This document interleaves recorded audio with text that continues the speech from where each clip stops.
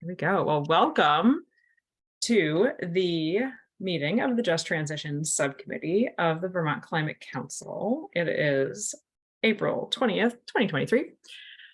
We're really glad to have you all here. We often do a little bit of a check-in, gratitude or something. If you want to, in the chat or even out loud, if you're on a phone especially, just say something about what you're grateful for today. That would be nice. It's exciting to see things waking up for spring, so I'm always happy about that. So anyone who wants to throw it in the chat, and then if you're on a phone and can't do that safely while driving, if you can safely unmute, you can also just speak up. And we're happy to also hear, your name and other things if you wanted to just give us a brief intro. So I'm gonna let folks do that for a moment.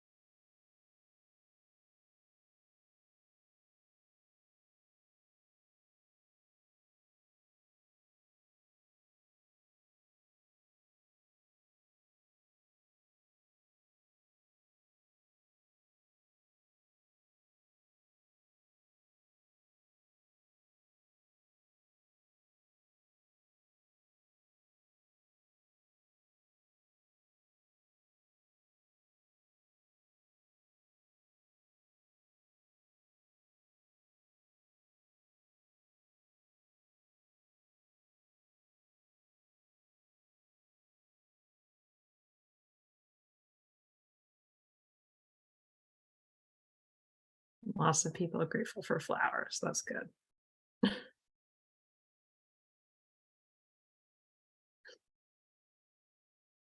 And health is always something to be grateful for.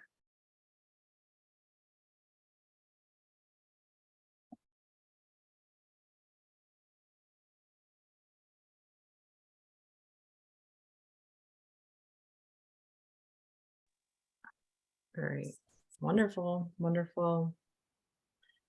And getting to connect with people also. That's great, Danielle. All right. You can obviously keep putting things into chat if you would like to. So the first thing that we have on our order here today is accepting the agenda and the minutes from our last meeting. So just a quick rundown, and Abby, are you able to throw the agenda in the chat just in case anyone needs it, and then the minutes from last meeting? That would be a big help. I think so. If you can throw the links in, that would just be nice. So I can go through it. So after we go through the agenda and the minutes and make sure everyone's on board with those, we're going to talk a little bit about the memo that we put forward, and we brought it to the steering committee, and we're going to also be bringing it to the full climate council, the memo that we wrote next week on Monday. So wanted to update on that. And then we also have been working on a letter of response to about the Vermont Renews BIPOC Council letter. And so we wanted to update you on that. I did send something out to the full group of members of the committee, but it was only earlier today. It's very much a draft, so we can discuss it briefly, but we don't have a ton of time on the agenda. We want to just get some thoughts about what next steps we should take. And then we want to hear more about the public engagement plan going forward. We have some really exciting things. There's a new public engagement contractor. And so that's going to be more of the bulk of what we want to talk about. We're going to take some time for public comments, and then other things from other groups that are also doing public engagement, some updates from those. And then a little bit of a check-in about the biomass task group recommendations that we talked about. I believe that was 2 meetings ago, and what our next steps are and where that's going from there. So any questions or changes or anything for the agenda? All good. And then hopefully people had a chance to take a look at the minutes from last meeting. And are there any changes, updates, or anything from that, those minutes for those who were there? Or if there's anything that it was, you don't have to have been there to have a question about it, of course. All right, hearing none, I think we're good on the agenda and the minutes from last meeting. And so we can move on to our next item, which is, we're a little bit, this can be fast, a little bit ahead, behind time. The memo that we put forward, we brought it to the steering committee a couple weeks ago, and just basically said, here's what we want to do. This is our memo that was explaining what we want to do as a committee and how we would like to engage going forward. And the steering committee is actively working on, oh yeah, Abby, are you able to drop the link to the memo? Is there something you can do? Or do you want me to try to find it? I mean, I sent it, but yeah, I'm happy to see if I can put it in the chat. Yeah, as we're bringing them up, that'd be super helpful. You know what? I don't think it's going to work anyway because the state websites are down right now, and that link to the agenda is working. So right, yeah, I wasn't sure if that was happening for everyone. So good. Yeah. Oh, that's a bummer. I might be able to get.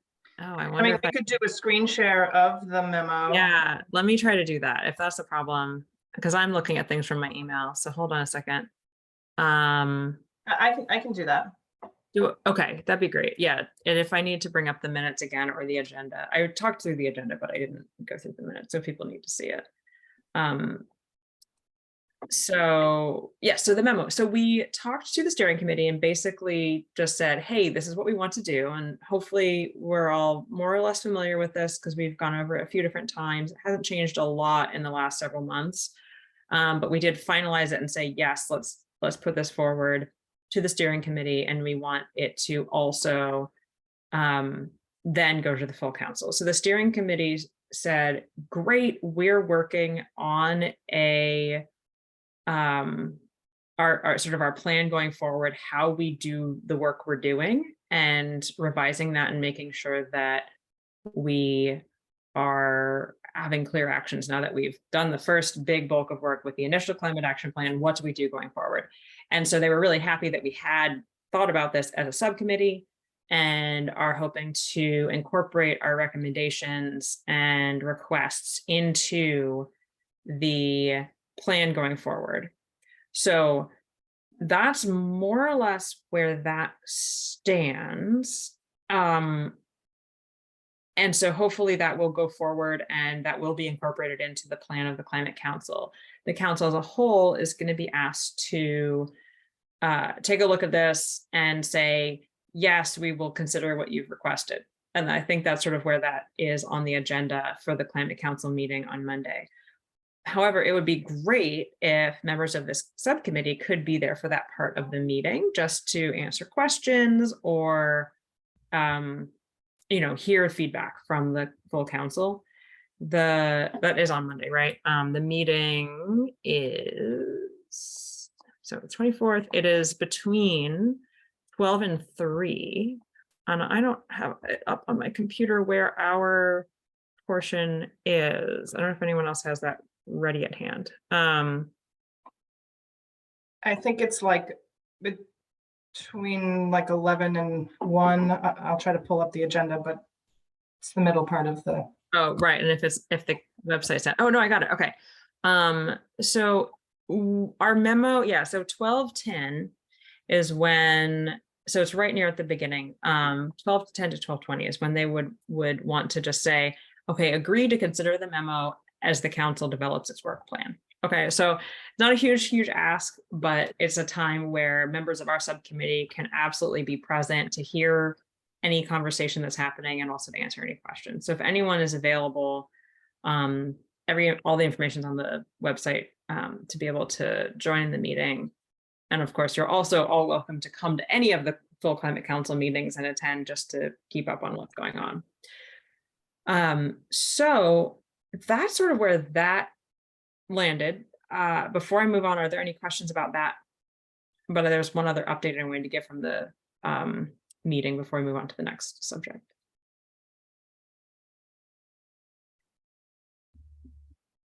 It seemed like they thought our requests in our memo were very reasonable. So there wasn't a whole lot of discussion.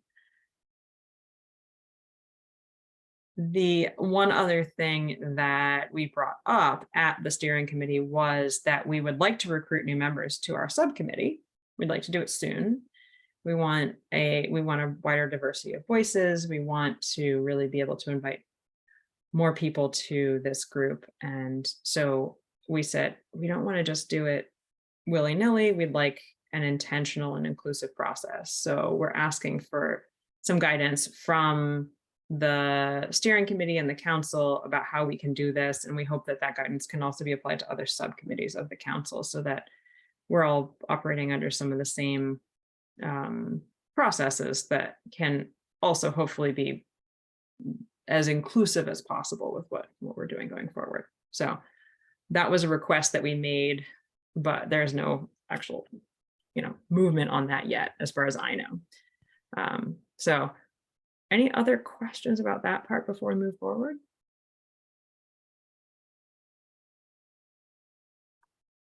All right, what do we have next on our agenda? Probably best if I look at our agenda and not the Climate Council agenda on Monday. So the next thing is, I did send this out to folks, but only a few hours ago. So I understand if you haven't had a chance to look at it. At our last meeting, we agreed that we wanted to write a letter that was urging the Climate Council to make some sort of public response to the Vermont Renews BIPOC Council letter, or letters, probably both of them. The most recent one was in September of last year, and there was one sent in April of 2021. And to date, as far as we're aware, there hasn't been a public response. And the letter that was sent in September wasn't even brought to the full council's attention until a couple months ago. So we discussed it, and as a subcommittee, we said, let's form a small task group that can draft a letter and let's work on this. So a few of us worked on drafting a letter. We have the draft. I sent it out earlier to hopefully members of the subcommittee, but if you haven't all received it, let me know. I'm not sure if there's a good way to share it to the full group right now on Zoom, because I'm not great with the Zoom and Microsoft combination.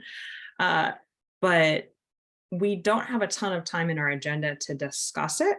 But I did want to say we've worked on a draft. We need to now decide on next steps, because we definitely want more people to have a chance to review it thoughtfully and provide feedback before we actually send this letter out. Couple things. One thing is that there's action we want taken that we need to take as a subcommittee, which we have recommended the folks drafting the letter. So Anna and Indra and I were working on this small group, crafting it. And as I said, it's a draft, but we would like to invite the folks who drafted and wrote the letter, the Vermont Renews BIPOC Council and others who were involved in that letter drafting, to come and talk to us in some way. So that's an action that we'd like to take before we even send the letter. And also to let them read the letter before we send it. We also were considering maybe sending the letter to everyone, our letter to everyone who had received the original letters. So that would include the governor, the Climate Council chair, there's a whole list there. So members of the legislature and all of that. So that's another question, or do we just want to address it to the Climate Council? So I think in the interest of giving everyone enough time to really think about this and not trying to push it through right now in a meeting, what I would suggest, and I'd like to hear what you all think about this, what I would suggest is that we all take some time to think about it. With public meeting law, I believe we can't all just work on one big Google Doc, which would have been nice, but what people can do is read through what I sent and then offer suggestions to me, and maybe us, like maybe Abby and I can take some suggestions from everybody, and then we can craft something that we can put together into another revised draft. So your suggestions could be broad, like what, your overall take on this, scrap it, throw it away, try again, or it could be nitty gritty. You forgot a comma here. I think we could take either. That would be my suggestion, though, is that I'd like to hear everyone's thoughts. I want to give everyone enough time. And so I don't think there's a huge urgency that we need to do this today. That to get the best response we can do would be to give ourselves a little bit of time. But I think from like the law for Vermont, for the open meeting law, we have to all do individual things, compile it, and then bring it back at the next meeting. Does that make sense? Yes, Sarah. Thanks, Kelly. And I'm realizing that Indra and who else was writing it with you? Anna. Yeah, Anna. Yeah, Anna She couldn't make it. I was hoping she would be here. So again, yeah. Yeah. So I realize I'm putting you on the spot because the rest of your group that took on this task aren't here.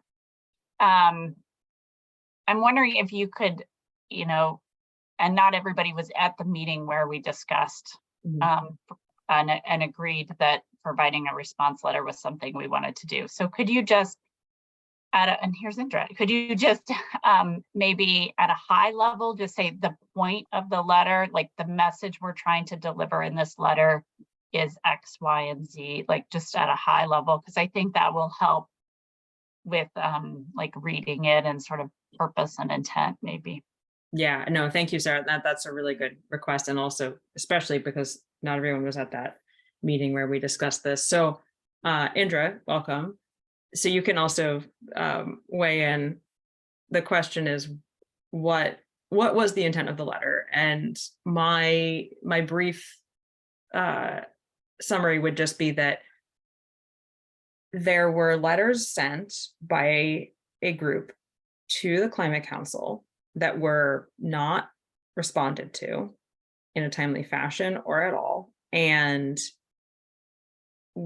that at our last meeting, we agreed that this was not something that we wanted to stand by silently and just let it pass. So the request of the letter is respond to the letters from the Vermont Renews BIPOC Council publicly, and also please apologize for not responding sooner. I think that those were the big 2 points, and other things were not necessarily discussed at our past meeting. And the process of how we crafted this was Indra and Anna and I had a meeting to talk about it, what we might want to include in the letter, and more thought about sort of the taking time to reflect on it, reflect on the letters that we read. And then I think, so Anna took the first stab at just trying to put some thoughts down on paper because she'd been really thinking about this a lot. And then we did a few edits. It's still very much a rough draft though, as I said. So Andrea, did you want to add anything or clarify or correct me in any way?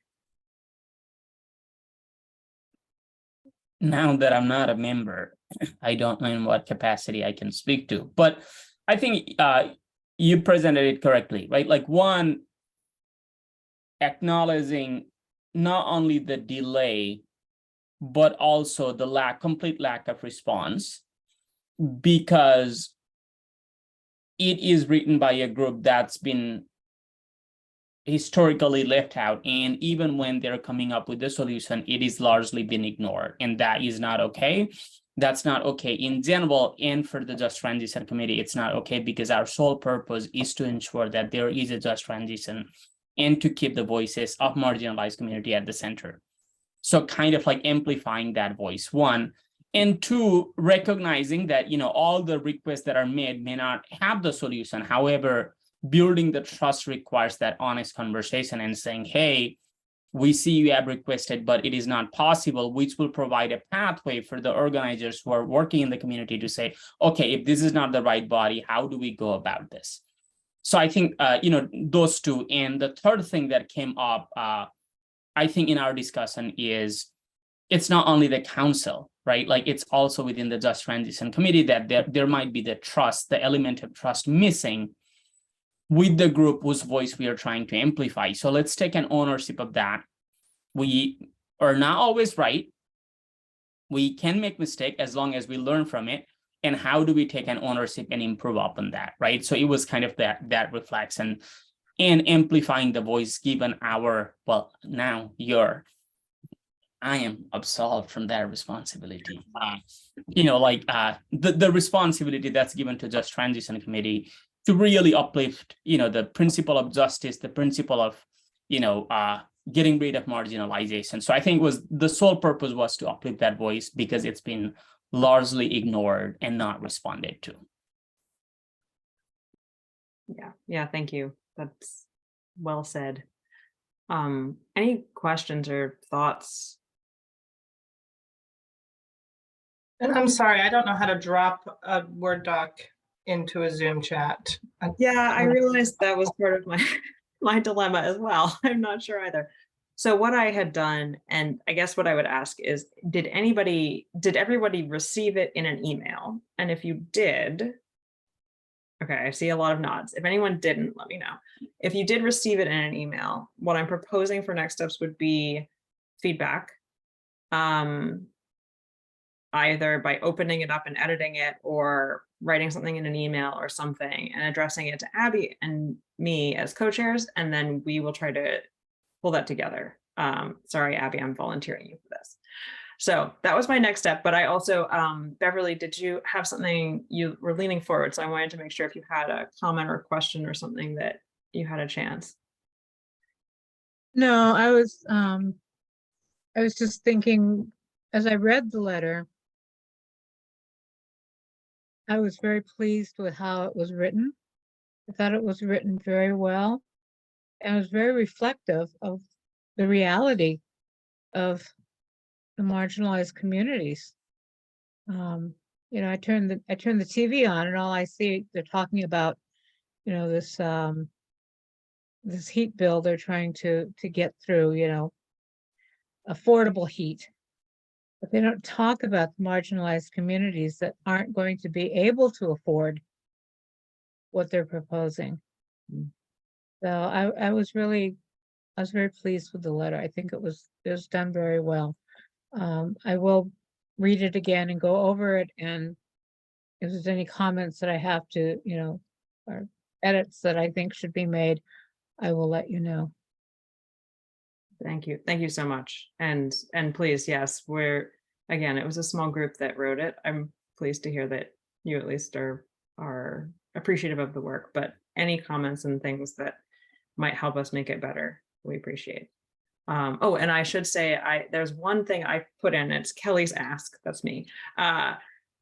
There was a comment in the September letter from the Vermont Renews BIPOC Council that was talking about people from the council feeling that they were being dismissed or not being respected when they came to the legislature. And I think it was more specific to the legislature, but if we can think about how to provide a solution and a way to move forward, if there's something that we can do, because I don't think most people want to be dismissive or disrespectful. I think they're doing it by accident. They would like to learn. And so anything we can provide by way of moving forward and providing education and making it that more accessible to people who want to learn and do better. I want there to be something that's solution focused here. So that's just a little thing I put. I don't know if that belongs in this letter, but it's just something that I think that moving forward with a sense of growth and learning and optimism is going to be a good thing for all of us, especially as we're working on this climate crisis. So that's a little thing I put in there. Beverly, yes, and then Carrie, I Yeah. do. I think that's a whole different can of worms, so to speak. And yeah, I think the letter as it stands covers a lot of ground, but it's a good opening. But I think that getting the legislature on board with recognizing that there are, BIPOC people that live in Vermont and have a voice is going to be another task that I think a lot of our young people are up for. So that's just my comment on that. That's a good point. A lot of hope in the younger generations here. Thank you. Yeah, no, it's a big ask. So Carrie and then Danielle. Well, I agree with everything Beverly said about the letter being really thoughtful and reflective. It does say a lot, but then I kind of wonder, like, the actual ask for the council. I don't know. I wonder if it could be more specific or ask for more, because it's like we draft a lot of things in this subcommittee and we send them up and then like nothing happens. Sometimes nothing happens, or there's a perception nothing's happening. So it's like, do we suggest a deadline in here because like already this response is way overdue, and now we're going to send a letter to the council, and then they're going to take 2 months to look at it, and then they're going to prepare a response. Like, I just wonder if in the letter, I don't know, we should try to propose something to hold the, yeah, you know what I'm saying? Yeah, no, that's one of the big pieces of feedback I think that we're going to want, because this was sort of taken from a very lengthy thing, taken down to a slightly shorter, but it's still probably a lot, and maybe we can tighten it up, and then yes, making it very specific. I think that's a really good point. So please drop that in an email to Abby and me so we don't forget that. Yeah, Danielle, please go ahead.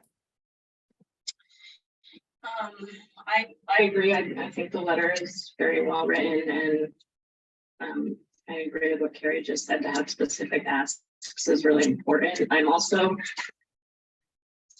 thinking about Monday, this memo that we're bringing forward to the Climate Council with our roles laid out, and that we're going to be using this rubric, and we're asking for policies and things to come through this committee. But this subcommittee isn't as diverse as it needs to be to really look at those policies with a strong equity lens. And so what are we going to do, and how are we going to hold ourselves accountable to make sure that that does happen? That's just what's running through my head right now. Yeah, no, absolutely. And Andrew, I did see your comment. So the document that I shared with the subcommittee is like just a Word document. It's not like a publicly editable thing, so people can edit it on their own computers and send it back. Someone who maybe has more experience with public meeting and public records can tell me if that's the right way to do it, but that was my guess as what would be the safest, not to have a big document that was edited by everybody together. Although, to be clear, it is a public document now that you have sent it around to all of us. And yes. So we do need to have and make the draft, I think, available and posted as part of what we're discussing this week. But we can maybe circle back to that with our colleagues at A&R on the best way to do that, because that's a part of our transparency. Yep. Yeah, that's not what I was going to say, though. I was going to say I got really I have to defer to you on your expertise. If I can jump in. Yes, no, I got really excited about what Danielle was saying, because I think like I think it's one thing, and this brings up for me, like what we were talking last time, like words are important, but action is what's really important, right? And that's what has felt frustrating in this process, is a lot of words and what doesn't feel like a lot of action. And so if we can be specific about the actions that we want to take, not inviting people to have conversation, continue dialogue is in itself an important action. And I like the idea of adding an action item that speaks to our commitment to continue to support and grow our own, be a more inclusive body in ourselves, and do the hard work that is included there, including, you know, adding additional diversity to this group, I think is important. So I like the idea of adding that. I also, and I gave, I also am a big believer sometimes that less is more in terms of words. Just, I think there's a way to make the really strong points that you all have made and in this letter, and to also make the letter shorter, I think can have value for people, just in terms of readability. And we want people to read the whole thing, and, you know, we want it to be something that they digest. So that's just one general comment. And then my last thought was that I think it's appropriate for us to send this letter to the Climate Council. That's who we're asking to take specific action. And I wonder about sending it to everyone else, or if we just want to CC everyone else. In other words, like our letter is directed to the Climate Council, and we just let other people know that we sent the letter might be more appropriate than us sending the letter to the governor. But I'm open to pushback and feedback on that. It was just a reaction that I had in terms of our role and as a subcommittee of the council. And then maybe I'll just say this, I feel like I get frustrated too with the process, and really appreciate you all picking up this task in between. And I was not able to meet with you, as I had originally also volunteered to support the letter writing. And I just want to note, like, our intention was set last meeting to be able to send a letter out. And we probably won't send our letter for another until after we meet again. So so even our response in this moment that felt like it needed to be fast and swift is going to take us at least 60 days to do that. And that doesn't feel great. And I would like us to, to think about the work that it will take for us to take action in the timeline that we think is appropriate. That feels like another accountability, rather than just pointing fingers at other people saying you didn't respond in a timely way. Like, this is where we fell down. We didn't respond in a timely way. And I'm not pointing fingers at specific members so much as like the whole process and how we need to get better at that. So thanks. Those are my thoughts, but Yeah, thank you so much. No, that's all really. And also, Sue's on my phone. I put it in the chat box. She's oddly, Sue Minter is on my cell phone. Okay, so she is here. And I know she had some thoughts too, so I don't know if she can participate in any way, or if it's just she can hear. Well, I do want to move forward. So my proposal is this, that we get any thoughts, any feedback, any edits, please make them, send them to Abby and myself. And then we will try to, I think what we should do is try to put it together into another draft that we can prepare and have it to you further in advance of next meeting, have it up on the website, publicly available, and those sorts of things, so that we can be able to actually make a decision going forward. So that would be my suggestion. I see Sebi has a hand up, go for it. And yeah, appreciate all the points that have been made. I just had a couple questions. The first one being, has anyone connected with the dozen or so signers of that most recent September letter in about this strategy? And if folks think that would be helpful. And the second being, I was able to skim it before the meeting briefly, and I think there was an invitation for folks to come to one of our meetings, and I was wondering, kind of public meeting law related, that's kind of a vulnerable position to be in, and sort of like honest conversations about that type of thing are often better held off of YouTube. So I just was wondering what our flexibility is to like have those kinds of conversations with the Renews BIPOC subcommittee in like with the whole complement, or if there are like side conversations, I don't know. And yeah, for full disclosure, I signed the first letter. I was on that committee for a couple of years. Great group of folks. I haven't connected with them on this strategy. I was missed the last meeting. So, all right, rant over. Sorry for the background noise. Thank you, Sebi. I'll answer your second one first, which is that we definitely want to, or at least I can say we being Anna and Indra and I, who had talked about this, and I think that was in the letter, but it might have gotten edited to not say it as clearly. We would love to meet with the folks who wrote the letter and the co-signers and everybody on their own terms in a way that feels safe and respectful, and where they feel that they can actually meet with us. So we're very flexible on that. I can say that as myself, and I know that was Anna's intention as well. And I'm pretty sure, Indra, but you're here, you can speak for yourself. I also think, in answer to your first question, Indra has spoken to some of the folks, and I don't know if you wanted to say anything about that to answer Sebi's first part of his question. I think this is the first meeting where it's gonna get tricky, and then I'll figure out like what exactly the role is. Initially, I met in the position of like really understanding. I should name that I was reached out, and it was spelled out that there was element of trust based on my identity and the work, and that there was a willingness to engage. Met, and then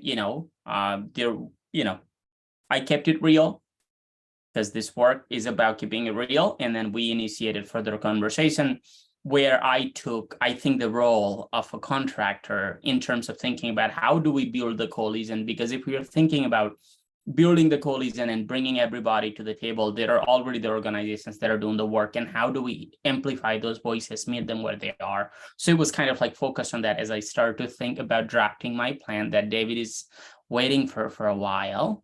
So it was a part of that.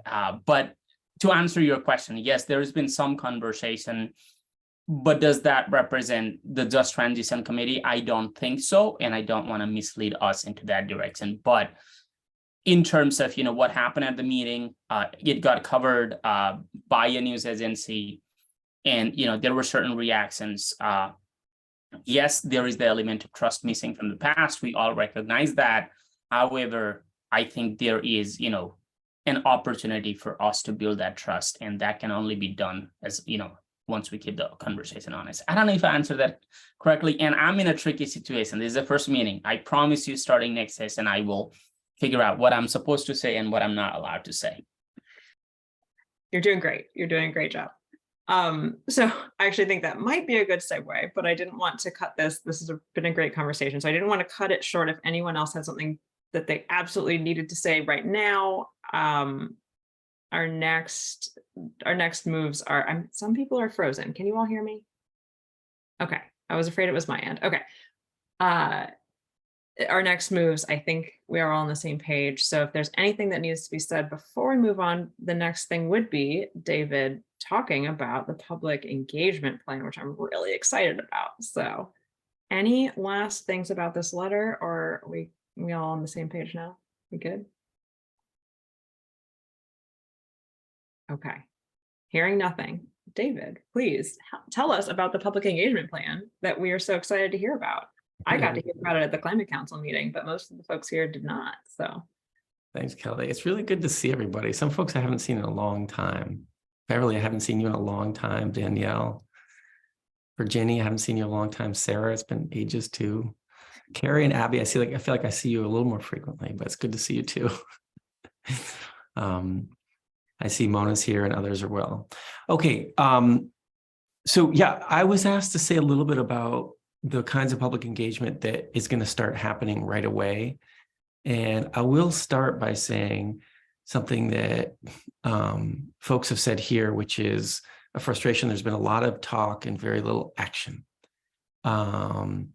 And so I think a lot of people felt that frustration. I felt that frustration, and others. We're about to be able to start doing actual action. And so that's feels good to finally be in that place. And CBI, the organization that I work with, is really pleased to be doing this work with Indra, with Kashka, and with another person in Vermont, because we think that, Indra and Kashka in particular are really well positioned to do a lot of this work and get paid for their time to do it. And so I'm really personally happy about that. Let me just give you, I've got 3 slides I wanted to share, and let me just do that quickly. It's a way of sort of being efficient with what's going to happen. This is, a set of work that, we'll be doing with the Climate Action Office and consulting the Climate Council and all the subcommittees like yourselves in this work. You'll see it as very familiar because the content is what this subcommittee and the public engagement task group was putting together all of last year, right? So now it's actually doing what folks were saying should be done last year. All right. Hang on just one second. I got to back up. All right, here we go. Objectives. The 3 objectives that we've been talking about the whole time, right? Since, over a year ago in this space and other spaces. One is about enhancing awareness about what is actually going on in climate action efforts in the state, and in particular, having those conversations in frontline communities, and how frontline communities are experiencing a changing climate, and the kinds of programs and things that are happening at the state level that could be beneficial. So there's an enhancing awareness component to this. There's an important component of lifting up voices that haven't been as much part of the story, and this speaks to the whole challenge with the letter and your response to it, is how do those voices become more part of the process and the story, and that's a big part of the objectives. And finally, it's about building relationships that provide more fluid interaction going forward, because there's work for the coming years on climate action, and to the extent there's more significant relationships, then there's more fluid interaction and more people are influencing the outcomes. Okay, so those are our 3 objectives. They are the same 3 objectives we've been talking about for over a year. The components of this, what we've been hired to do, one piece is just more traditional type public meetings and do a number of those, some in person, some virtually, related to the issues that the Climate Action Office is working on or the council's working on or others, right? So that's important. It's not where we're putting most of our focus. Where we're putting our focus is over here on the right-hand side. And here it's going out and doing the work and meeting people where they are. And there's sort of 4 buckets of this, and they really overlap. They're not really distinct. And you can see what those buckets are here. It's about developing partnerships like where we started last year with some key organizations. And for instance, with CAP agencies, with the Council on Rural Development, with others that can be important organizations and bridges to frontline communities. And be a little more specific about the areas of partnership we're doing. We're going to be finally doing focus groups, and Mona is here. This will start getting going next month. And the initial target of those focus groups are folks facing language barriers in particular, so former refugee immigrant communities. And with Mona, we've been prioritizing that, and we aim to do an initial 4, 5, 6, working with cultural brokers and interpreters and having some basic materials that are also translated. And so we're really excited about that as a way to just start conversations with groups that are very excluded today in the process. So that will get going next month. Then Kashka, Indra in particular, are planning a whole set of activities about literally just getting out and setting up tables and meeting with people, attending events, and starting in a place and learning. We're really going to probably focus our initial months in the Old North End and learn from that to then be out in other corners of the state working. But if you can imagine sort of Kashka and Indra and the capacity they have to go out and thoughtfully meet people where they are, build up relationships, and focus on populations that aren't as involved, and like such as the ones that, you know, the reason that letter came in. Okay. Excellent, Mona. I'm looking forward to the focus groups too. And then finally on the coalition, Indra mentioned this briefly, but it's how do we work with some of these organizations that are really out there doing the work and may not be as connected in to the state process and the state action, and how do we create that bridge through a coalition or a group in periodic meetings, and so that there is a bridge between state action and these organizations that are working in frontline communities. So Indra will be taking the lead on that, is already starting to think about how to make that, as he likes to say, keeping it real. Okay, so those are the sort of, that's the work that's going to start to happen next month. And we're, you know, working with Jane, who I just saw jumped on right now, to lay that out and make sure we're all comfortable. And so we can actually get going in May and do all this. I want to say just a couple more things.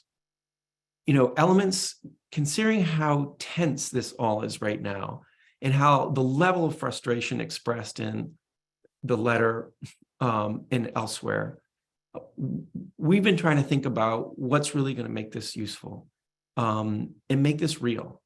And so I have 4 things I wanted to say. One is there has to be, and we are putting together a very clear, predictable process for pulling together what's being heard through all this activity, lifting it up to the State Climate Action Office, and then lifting it up to the council and other places that need to hear what's going on, so that there is a predictable way of saying, this is all the activity that's going on, this is what's being heard, this is what you need to hear, you know, decision makers, policy folks, state agencies about it, right? So we're working on what that looks like in terms of a quarterly type report or a way that's a good synthesis, so that there's a sense of this is happening. And so when we go back to communities, we can say, yep, we lifted this up in, you know, in a meeting here, these are the kinds of things that are happening as a result of it. Strong focus on frontline communities and underrepresented voices, and being creative and using all the creative juices, particularly Kashka's and Indra's and all of ours, in how we're getting out. Trust is a really big deal, as we all know. So working with cultural brokers and others who are open to playing that role. And finally, respecting people's time, compensating people's time when they are offering up their time to participate in these kinds of activities. Okay, so that's all I was going to say, and would welcome reactions and feedback to that as we're finalizing the plan for this year, and really starting to get ready to go out there and do it. So Kelly, I'll turn it back to you. Yeah, well, and I welcome anyone who has comments or questions or anything to raise your hand or just unmute. We're not such a large group that you need to follow big hand raising procedures. I think it's great, team. I like that it's not super scripted and like prescriptive, like we're going to do exactly this, exactly that, because I think we've learned that you have to be willing to be flexible in this space. So Thanks, Gary. I think it reflects a lot of the work that conversations we had, like you said. David and Indra, I'm curious whether you have a sense of this now or in the coming months, but what relationship or engagement are you imagining with this subcommittee as part of the public engagement efforts? Whether it's part of the feedback loop or it's part of the connection to the voices or something else. I'd be interested in your thoughts on that.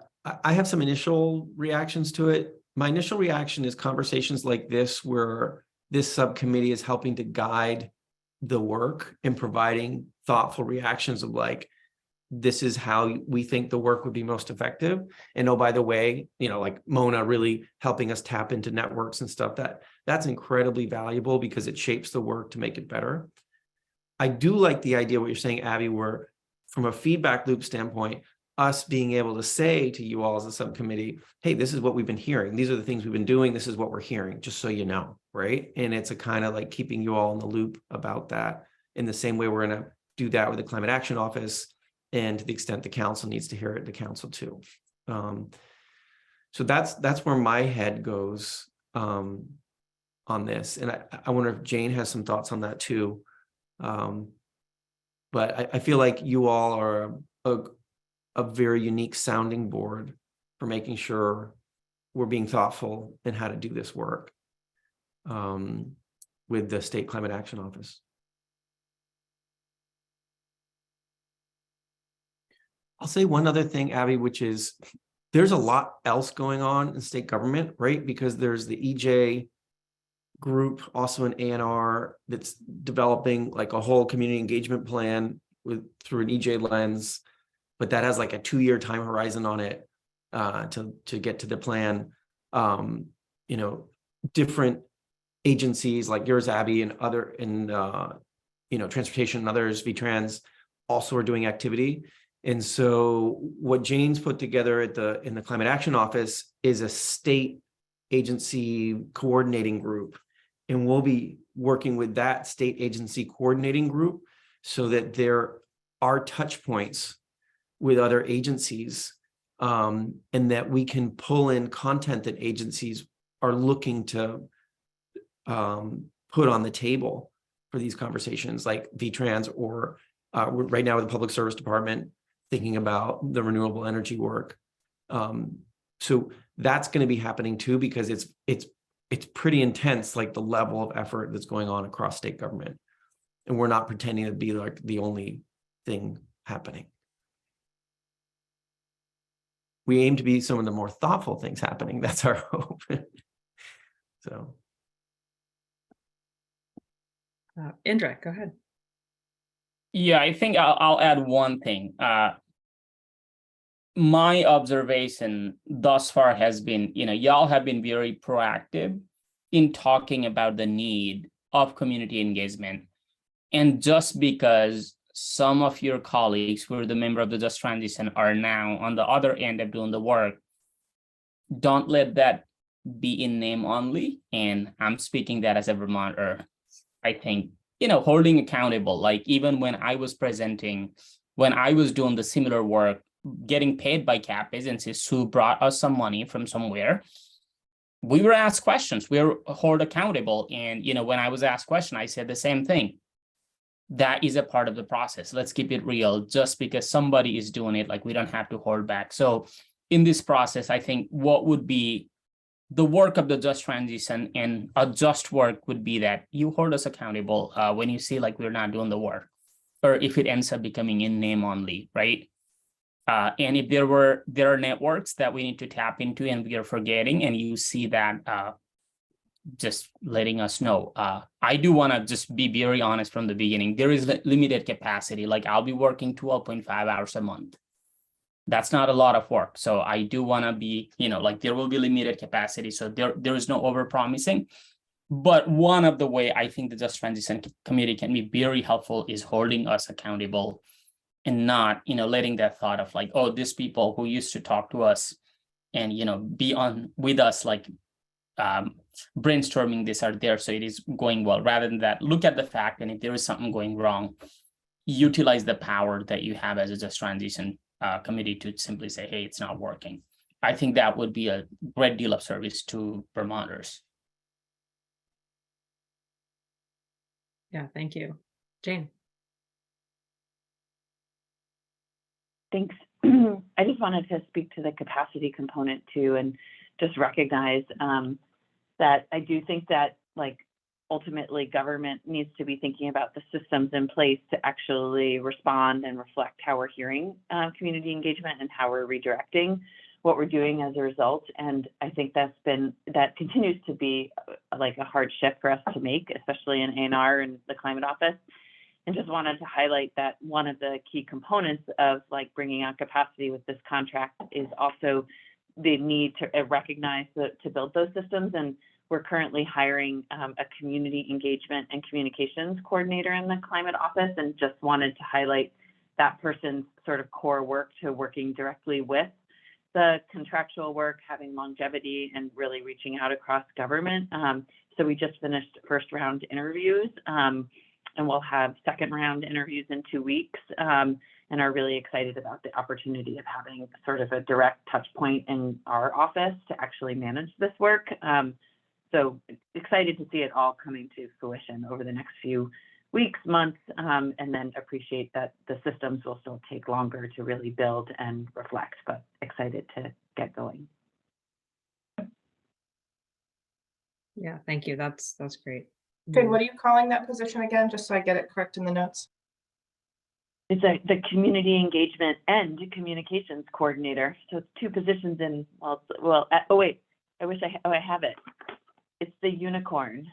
So I keep saying it's going to be the unicorn because it's such a hard job, and someone on the hiring committee actually gave me a unicorn, and I've been joking that I'm going to like show it and hope it manifests the right person to lean into the job, because it's going to be a hard job. That's amazing. When you said that, though, I was imagining 2 hats, but like 2 birthday hats. So maybe it's a do-a-corn. Is that what that is? One thought that, and this came up a little bit when David presented to the full Climate Council also, or at least it came up in my mind. It may have come up out loud also, that I think it would be great to have you, CBI, Indra, Kashka, like have you help distill what you're hearing and bring it to us as a subcommittee, and also bring it to the council, helping us digest this information, because there are a lot of Vermonters, right? And we can't necessarily all have the time to sit and talk and listen to all of them. And that's what my personal hope would be from the work you're doing, is that you can help filter, consolidate, and find themes, find things that are important, and lift up voices that might not be otherwise heard, and do all of that and help us hear what we need to hear. And so my hope would be that for this subcommittee, we get a lot of that from you on a regular basis.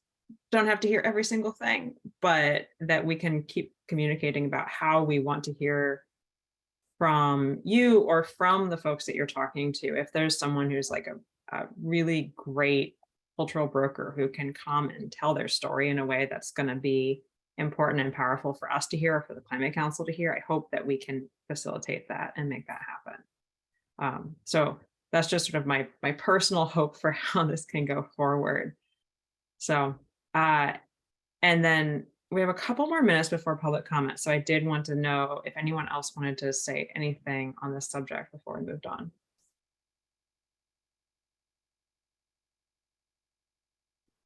So to respond to that, I do not like to overpromise, and especially on a public meeting, but I'll do this on this one. I am meeting with a staff person from CBI tomorrow morning to just talk about that. It's in my list that I haven't done, but creating a policy or procedure for how to even like take in the public comment in the meetings. How do we do it in an effective way? That's what I'm working on. David and I'll be working on, but also like, how do we create a mechanism just so that all the information that comes in is synthesized and presented? I don't know, quarterly, biannually, annually, we haven't decided that, but that is something that we have already started talking. And tomorrow morning is when we will start talking about like, how do we create a system that will capture all of those just so that y'all get the summary. So that's something that we have already considered. That's amazing. Yes. And I knew you were thinking about it, but I wanted to say it. Any other comments, or, oh yes, Sarah, I see your hands up. Yes, just sort of ancillary, but I want to make sure folks have awareness that our office at the Office of Economic Opportunity, right, we administer the weatherization program, amongst other things. And we just kicked off a year-long planning process for a weatherization clean energy training center in Vermont, with the primary purpose being to bring underrepresented communities into the field, to all these jobs that are being created. We want to ensure that it's, we're bringing more people into this field, and what will it mean to do that, to do training and hiring and support differently. So Virginia's on our steering committee. I'm so excited about that. And I tried to nab Danielle, but she said no, she has other commitments. But anyway, I just named that part of our work this year will be to do outreach and engagement. I think it just speaks to what David and Indra, you were saying about other parts of state government doing outreach and engagement as part of planning projects. And I know that we'll be coordinating, but I also just wanted this group to know about that effort and this sort of ancillary thing. And Kelly and Abby, you all can think about when, if ever, you want us to bring back information to this group to learn more about that work and what we're hoping to achieve. And so I'll stop there, but thanks. Well, Sarah, did you look ahead on the agenda where we want to hear about that kind of stuff? It doesn't have to be now, but I'm sorry. I actually have to go, and that's why I emailed you and Abby. So I wanted to slide that in there because unfortunately for you all, but fortunately for me, I get to go to a middle school science fair tonight. That's really, really important. So I have to log off. And I'm sorry to miss the rest of the meeting today. But thankfully, I think Sue managed to join on her own as opposed to through my phone. So it was good to see all of you. thank you so much. All right. Any last things before we move on to public comments? All right. Anyone from the public joining who would like to say anything at this point?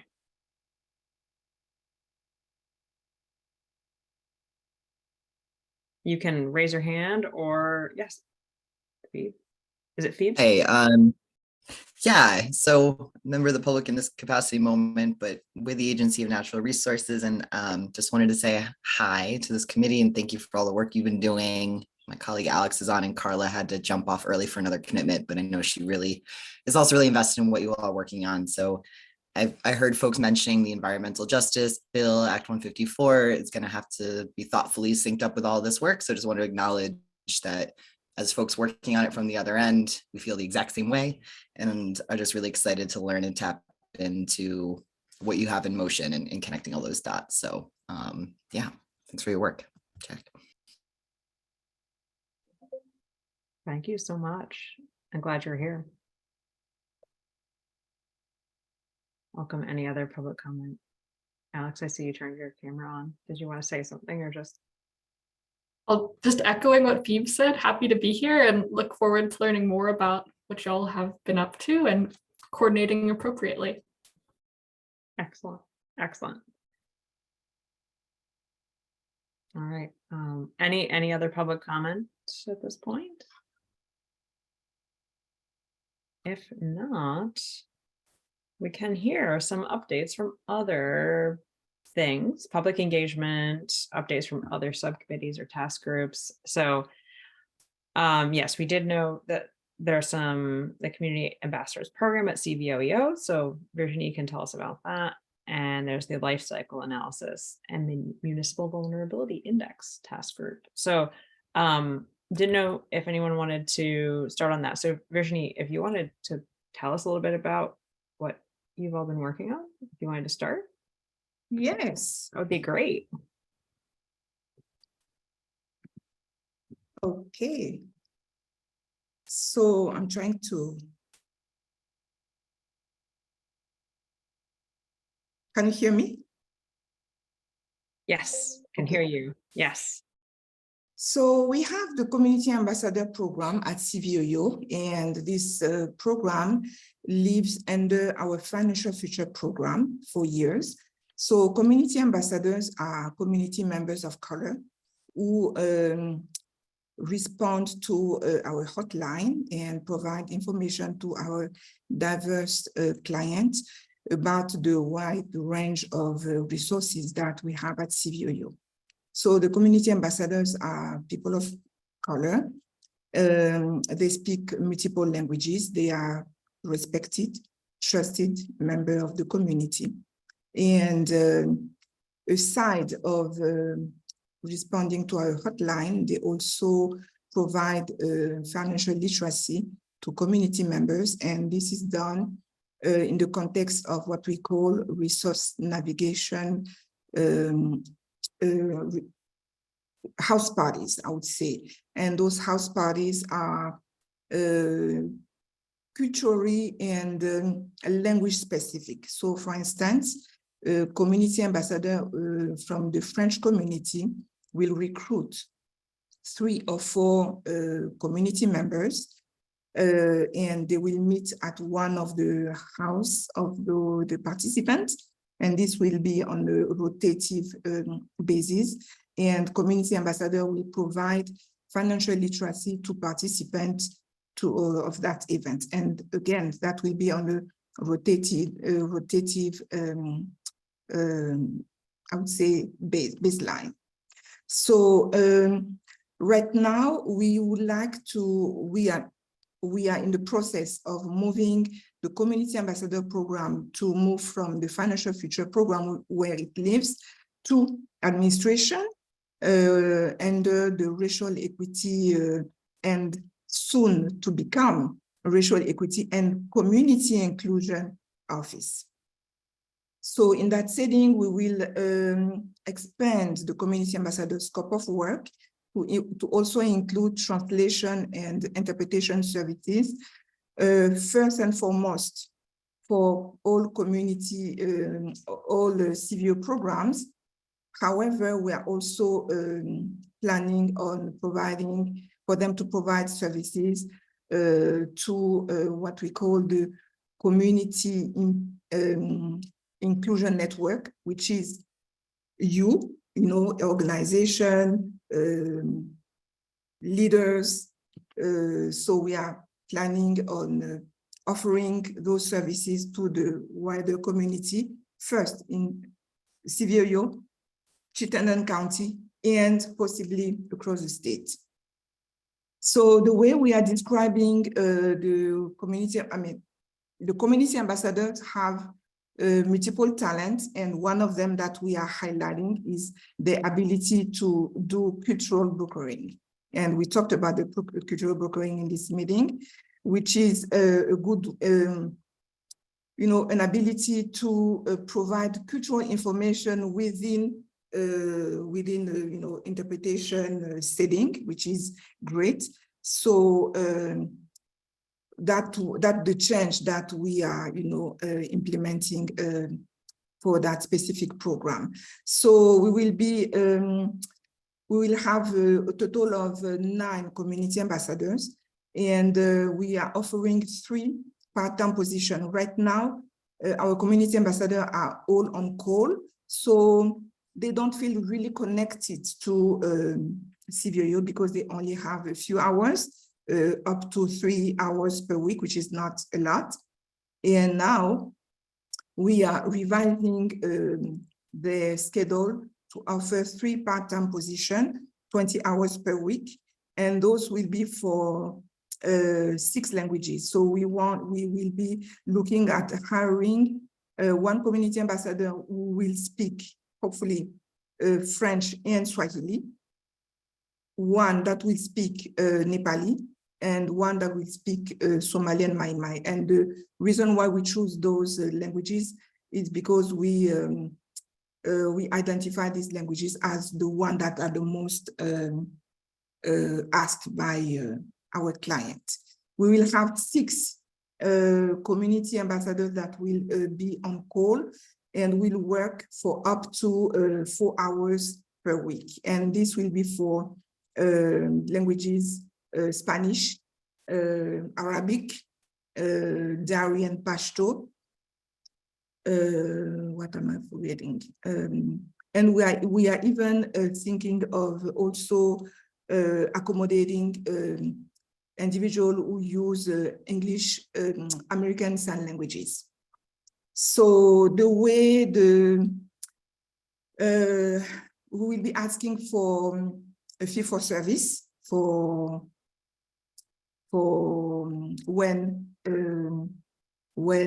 clients ask for those services. So we'll be asking for fee for service, and we will be organizing an online system that client will use to apply or to register to have services from our community ambassadors. So basically, that's what we are working on. We are planning on launching this new model starting July 1st. So I think you are the first group that I am sharing this news with. So this is really exciting. So basically in my office, I will be going from working alone to working with 10 people. So this is very exciting for me. And the other thing that I think is really exciting is that the community ambassador who are people of color will feel more included in the community. And this is what we want. We've been talking about getting people to be included, have the sense of belonging. So I think offering this opportunity to folks will foster the sense of belonging. And I think that's great. So as soon as the flyer that we are working on is ready, I will share with the group so that you know about, so that you see it and start reaching out. So that was the news. Thank you so much. Any questions, please let me, ask. That's amazing. Thank you so much. A great summary. Yes, any questions anyone has? Sue, yes. Hi, everybody. Can you hear me? Yes. I didn't see you. So sorry. Yeah, I've been really struggling today. I couldn't get on my work computer. I came home, couldn't get on. Anyway, I've been listening, so thank you all. Virginie, that is such a fantastic resource that you're using. And I'm sure you can imagine that for our Head Start, among other services, we will need you. And I love that you're thinking of this as potentially statewide. So, and do you imagine this being like a virtual format that people will be able to access your ambassadors for particular clients or even workshops, for example? Well, yeah, we will be definitely offering workshops. We still have to decide if they will be in person or virtual. I think we will do both. We would like to respect individuals who still want to, to protect themselves from environmental harms like COVID-19. So I think we will do both. Right now, we are, for the workshop that they are running, they are all virtual. So I think we will include that mode of work with community ambassadors. Yes. Thank you so much. Sure. This is excellent. Yes, any other questions or anything for Virginie? And then I don't know who's doing the next update, but life cycle analysis and municipal vulnerability index task groups. It's a very long name. So I wanted to know who I should queue up for that, but also there is still time if anyone has questions for Virginie. I was just gonna say I've been attending the Municipal Vulnerability Index. I don't know if Jane has as well, but Marion's been leading that charge. But I'm happy to give a report out of what my learning is so far. Great. Yes. Okay. Before you do, any last questions, comments for Virginie about that wonderful update? That's just so exciting, though. It sounds amazing. I'm glad that, especially that tying people in and helping people be more included. That sounds so excellent. And I look forward to hearing how it all works out. Virginie, I just have had a thought that, because we're really excited to hear about the expansion of the community ambassador program and therefore put it on the agenda, and we're grateful that you were able to share about it today. It starts my mind thinking, when we look at these various ways of public engagement, if there's some common metrics of measurement that we'll want to start to establish, and maybe that's something that David and Indra and Kashka and that team are thinking about. But if it's number of people reached or different, relationships built as a result of information being translated or, provided in, their common language. I don't have this well thought out, but it just starts me thinking that public engagement is one of those things, it's almost like, communications and marketing, which can be very difficult to measure success and progress and accomplishments. And I'm just thinking about how we might start to think about that and capture the successes across programs, not just from the Climate Action Office, but again, from the overflow and the kind of collaboration amongst other partners as well. I think that's an excellent idea. And we can meet with Indra and the group to discuss about that. And one thing that I forgot to mention is that we are applying for a grant with the Department of Health.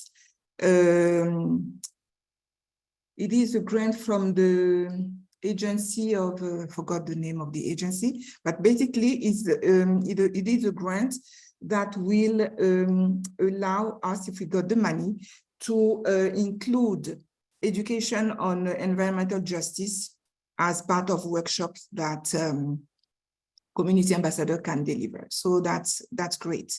So yeah, I would love to stay connected with Indra and see how we can share data and collect and share data. And yeah, that's an excellent idea. Thank you. Thanks, Virginie. I see there's a lot of overlap too, and how if we're generating some materials that could be particularly useful, like Virginie, your ambassadors could use those materials if they find them useful. And if we're doing focus groups with certain populations that you're very interested in reaching, you could even send somebody to that focus group and be in that conversation with us. That would be awesome. Yeah. Thank you. So let's be in touch on that. Sure.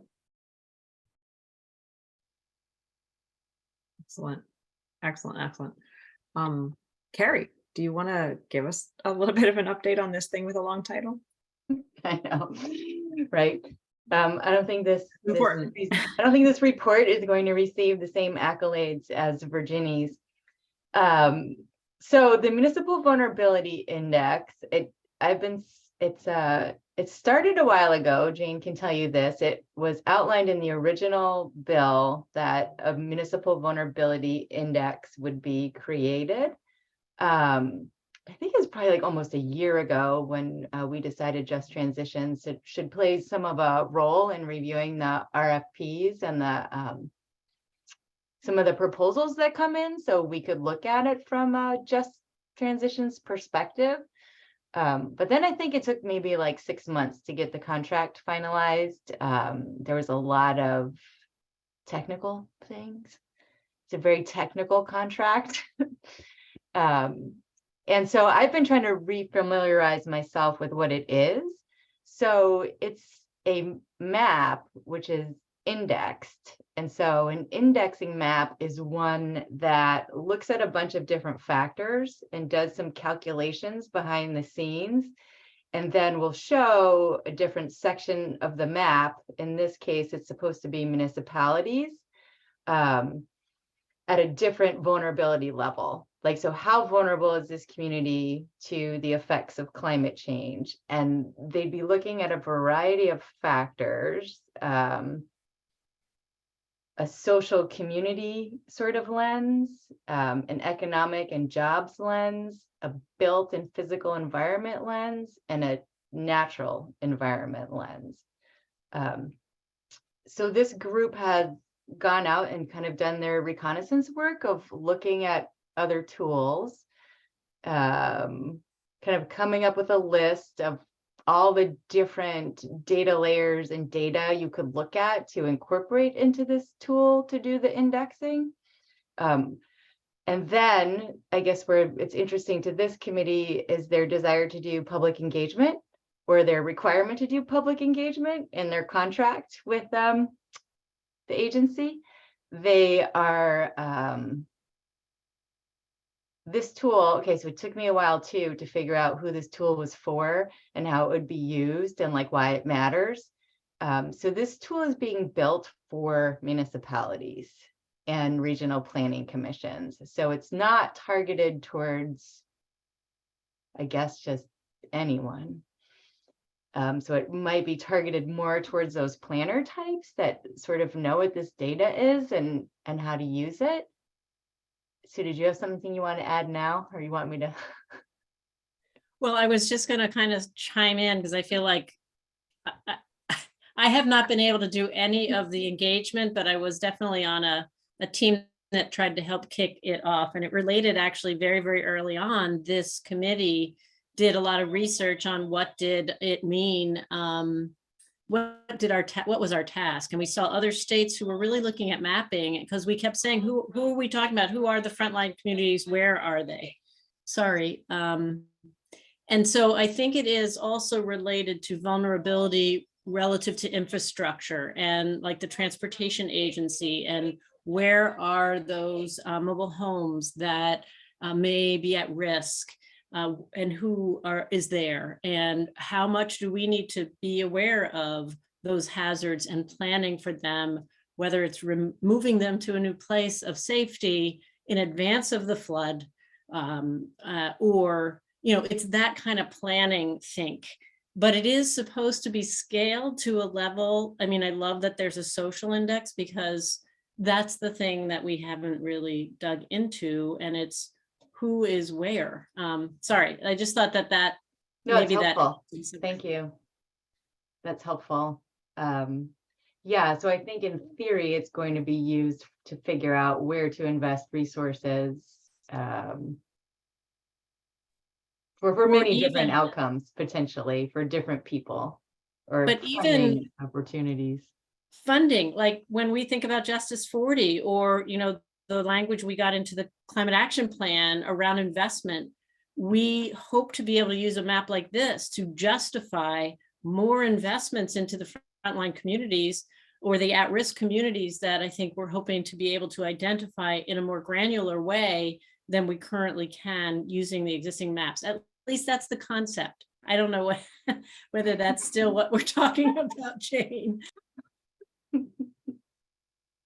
Well, Carrie's doing a really great job explaining it too, and it's just building it. But I do just want to highlight that there's also and Phoebes and Alex are on this call, and they've been hired as the EJ coordinators to support the core elements of Act 154. So there's also a mapping component of Act 154 that actually is around identification and mapping of frontline and impacted communities that goes beyond and is outside of the scope of this. And I think with respect to this tool, there is a really exciting opportunity to overlay and communicate where hazard risks and vulnerabilities align with social vulnerability, but we won't be, and we're thinking about what those indicators are for social vulnerability, and really trying to build upon tools that already exist and are being revamped right now through like the Department of Health and other indices. But that sort of mapping of communities and populations is really going to be a front and center in the EJ law and the Act 154, which will come. So hopefully that, Phoebes and Alex joined the last meeting of the Municipal Vulnerability Index group, and I hope and expect there'll be alignment and coordination with the EJ mapping tool going forward. And there's a lot of touch points now. As you just know, the EJ office and the climate office are in the same sphere of the Secretary's office. And now that we're all getting staffed up, there's a lot of conversation about how the work comes together and is coordinated between the two offices. And tools like this, mapping, community engagement, are those touch points that we keep thinking about how to do and align better.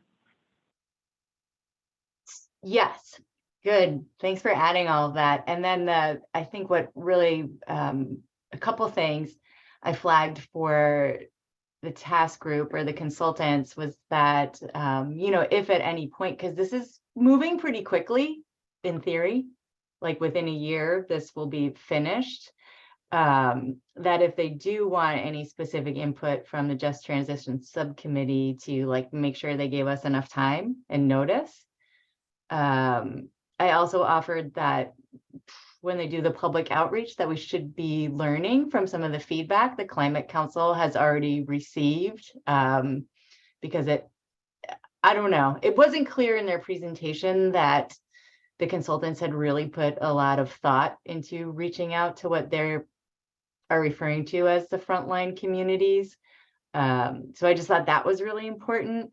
And then lastly, they are planning to do outreach to stakeholders in the beginning of May, which is soon, in the form of interviews.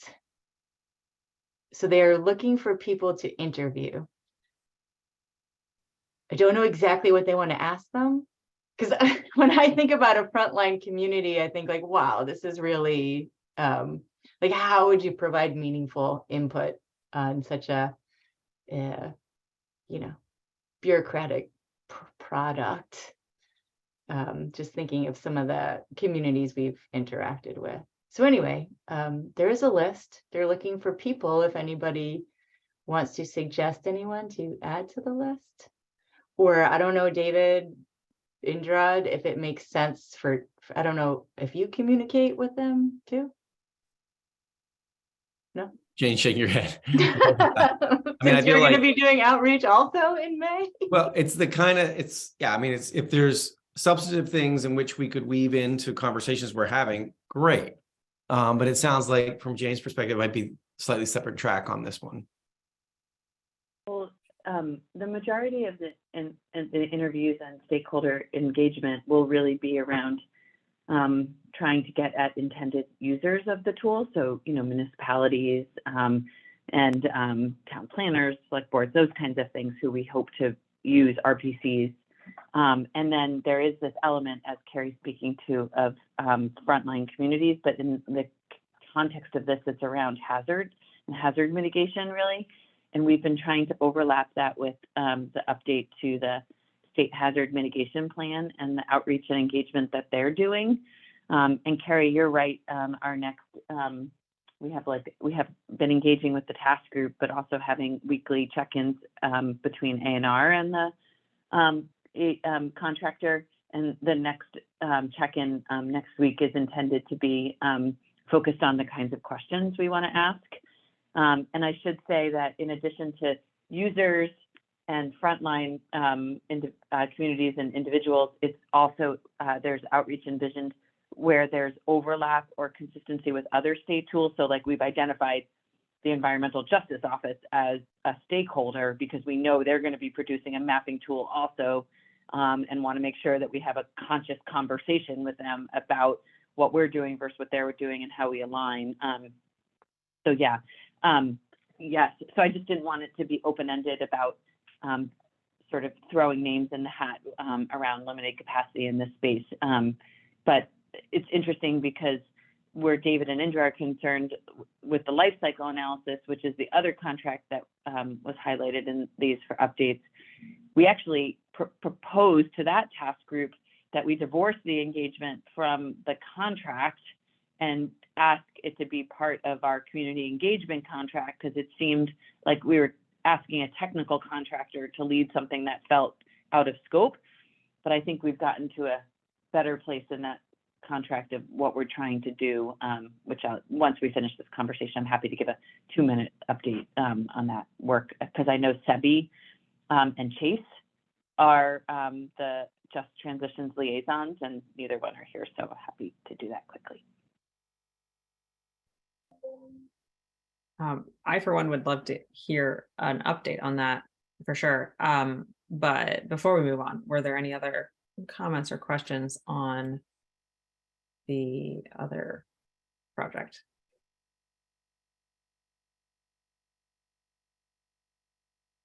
All right.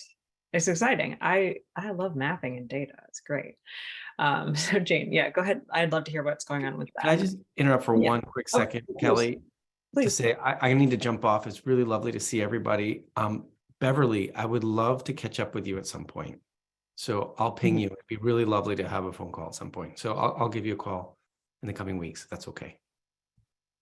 Awesome. Okay. Take care, everybody. Have a good evening. Thanks for joining us, David. I appreciate it. All the best. Yeah. Bye-bye.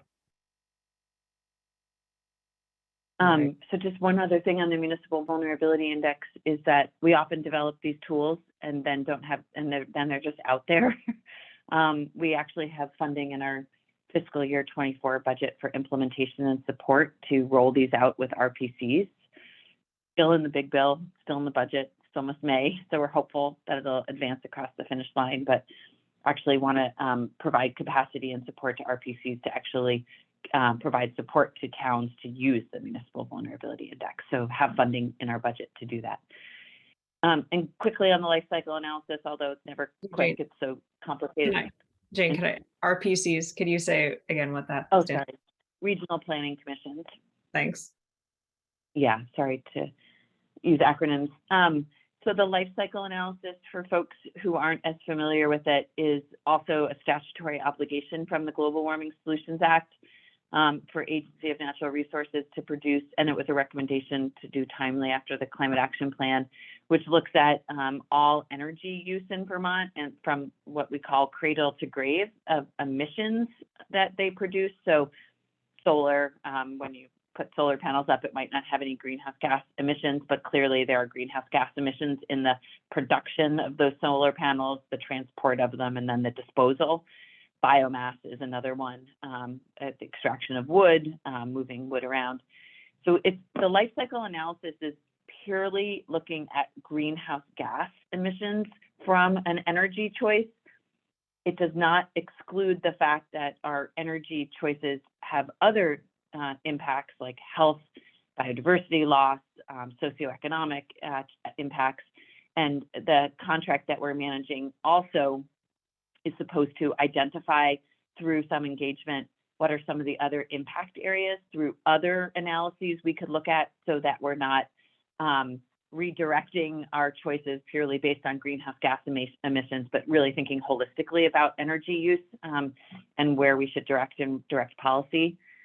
So specifically, I'll just say that through the input on the task group, there was a specific, this is a very Western science, very formal pathway analysis. And so there was interest, and we built into the contract of looking for TEK, traditional ecological knowledge, and Indigenous community members broadly who have expertise in life cycle analysis to critically look at our energy pathways and break down sort of the way we're doing it and offer alternative perspectives.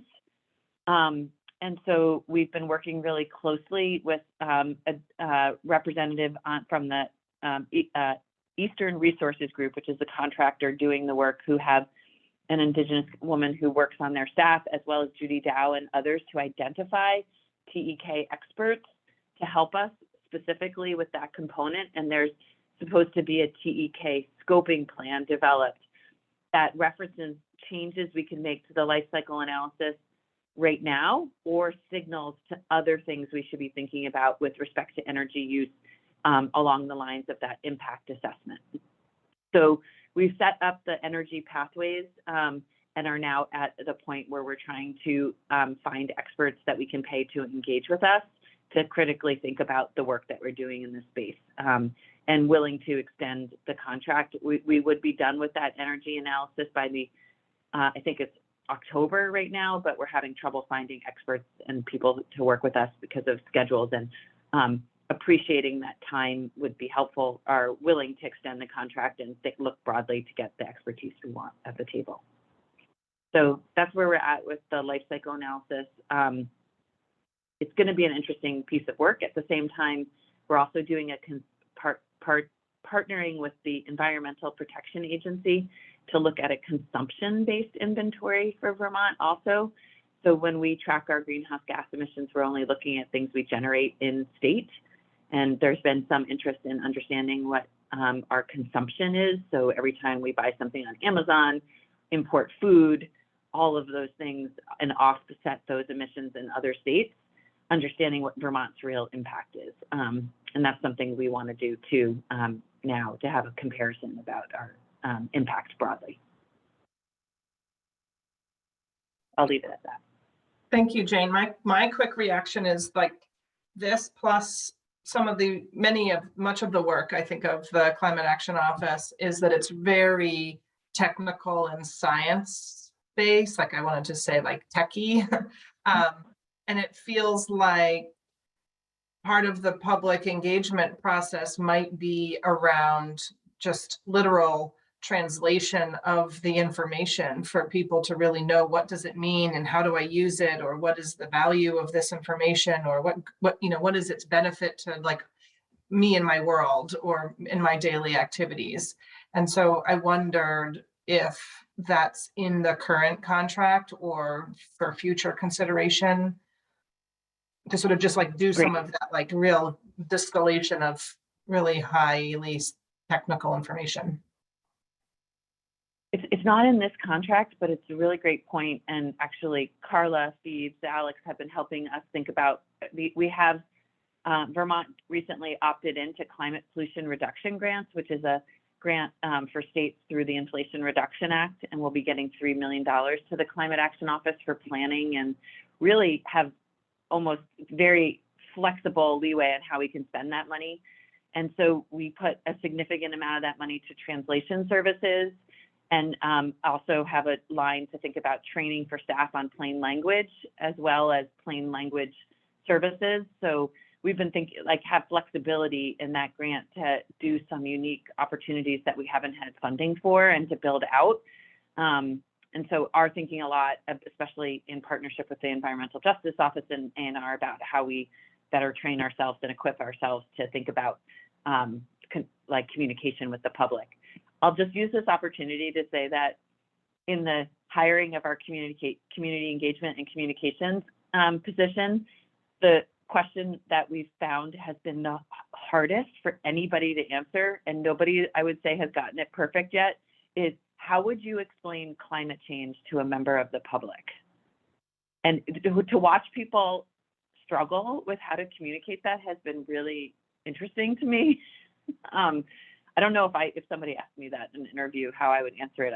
It's been a lot of reflection, but really interesting to think about. But all of this is hard work, and trying to get people to relate to it all is really important, I think. Thanks, Jane. Yeah, thank you so much. That's great. I'm mulling over all of this. It sounds like some really exciting things are happening. So thank you. We have,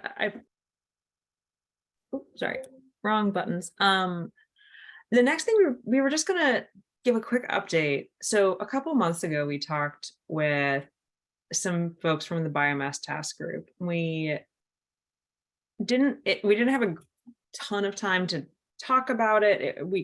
It was our first go at trying to have a group go through the just transitions principles and rubric and answer it, and then have us reflect on it. And so I think we have some ideas about how we might be able to do that more effectively going forward. And the biggest one was actually that it was a little bit rushed. And so it was a rough draft that had been done by one person on the biomass task group. And then he wasn't even available to sort of walk through it through other unfortunate circumstances, not his fault. So we had a little bit of a strange meeting, and I think that it gave us a lot of things to think about, the leadership for this group. But the next steps on that are that the Climate Council, the full Climate Council, is going to be reviewing the biomass task group memo on Monday. So anyone who's interested can join that meeting and hear the conversation. I do think that we want to, in our next meeting, or I can't remember if I think we've queued this up maybe for our next meeting, to talk a little bit more about how we would like to help other groups reflect, other subcommittees or task groups reflect on the work they're doing, and help them apply the just transitions principles and questions that we helped formulate almost 2 years ago at this point. So we want to be helpful in that arena. Some of this was already outlined in the memo that we put forward. And I think some of it can be formalized through conversations with the steering committee and the council in the how we do things going forward roadmap that they're working on. That's sort of, I feel like that's about where everything stands. Is there more that needs to be touched on, Abby, Jane, that I missed on that sort of biomass, where everything stands on that? I don't think so, Kelly. I think you did a great job. I feel like the council meeting on Monday is critical to just, not that we need the council to kind of adopt our strategy, but if they have feedback or reactions to the memo of engagement that this subcommittee put forth as sort of how we'd like to engage with other task groups and the Climate Council in an ongoing way, that will be helpful for us to hear. And then I guess if the biomass task group, as an example, makes, you know, large changes to their recommendations based upon, you know, their thinking about the rubric feedback that they received, that could also be, you know, interesting to hear about on Monday. But I think otherwise, the next step is really, you know, what can we learn from how that process went, about it feeling draft, being rushed, being really important to have the right people there, or with us, to be able to really engage a conversation around the guiding principles and review of the rubric. So yeah, I think it's okay that it was an imperfect first try, and that we're continuing to learn how best to use the tool and share it with others. Yeah, absolutely. Yeah, and I think we mostly put this on the agenda because we wanted to make sure that no one thought we'd forgotten about the biomass task group and their memo and all of that, or maybe not a memo, something bigger than that, that we hadn't forgotten, and that we did want to say, hey, we learned something from that experience. We want to take that learning and move forward. We haven't forgotten, but that's not for this particular month's meeting. But definitely something we want to include. I don't know if there are any questions or comments, but that's sort of where that stands. We'll have plenty of time to talk more about that experience and how we want to engage with other groups about their use of the rubric and the questions and all of that going forward. So let's see, yeah, it looks like Jane might have to be leaving us soon. Oh, the scheduling poll, I think last I checked, we only had 5 people who weighed in on the scheduling poll, but we could do a quick. There's a few more cents. Okay. I was just looking at it right before the meeting. Couldn't figure out how to do it. I liked it. It was way easier than a doodle poll. Let me just say that. Now that's on public record for Doodle to come after me for that. I mean, the first step, which is kind of confusing, is you have to put your name in and a password, and then a second little box over to the left will show up where you get to actually put in your availability, and you really just highlight the boxes of days and times that work for your schedule, and those that don't, you don't highlight those, and then that ends up being aggregated into this group's availability calendar on the right hand side. So I can see from those folks that have responded, and it looks like there was 3, 4, 5, 6, 7, 8, that the best time still is Thursday afternoons. The question is, it may be easier for those that responded to start a little, some can start at 4. It looks like some, it's actually easier for them to start at 4:30 or 4:45. So that may be, you know, today might be an anomaly, and that people could be available earlier and then had to get off sooner. But I think it's at least messaging from those that participated that Thursday late afternoon is still the best time, which was really what we were just trying to affirm or confirm. And if I ask the people who are here now on Thursday, late in the afternoon, if this is a good time for you on a regular basis, the answer is probably going to be yes. Anyone find this a very difficult time to attend? I guess I can ask that. And you made it here through a Herculean effort. All right. Well, so great. Here I am talking to the people who are here on the time that we're asking about, and they say yes. So we'll try to catch anyone who might not have responded, who also wasn't here today, just to double check. But I also saw that it was the overwhelming time that worked for everyone when I looked. So, okay. Anyway, that was our last order of business I had. Anything else? There's only one thing I wanted to add, and it's because and it's great that Alex and Phoebes are here. We had hoped that our next meeting in May would be an opportunity to hear from the environmental justice team at Agency of Natural Resources. So acknowledging the partnership and the opportunity for collaboration here, we wanted to give, we had just sort of a full agenda for this April meeting, but our May meeting, and I have to look at the calendar really quickly, was when we had hoped it may work for you all to join us and sort of do a presentation. We could have a significant conversation around overlap and partnership. So that would be on May 18th. So again, a Thursday, still currently scheduled between 4 and 6 p.m.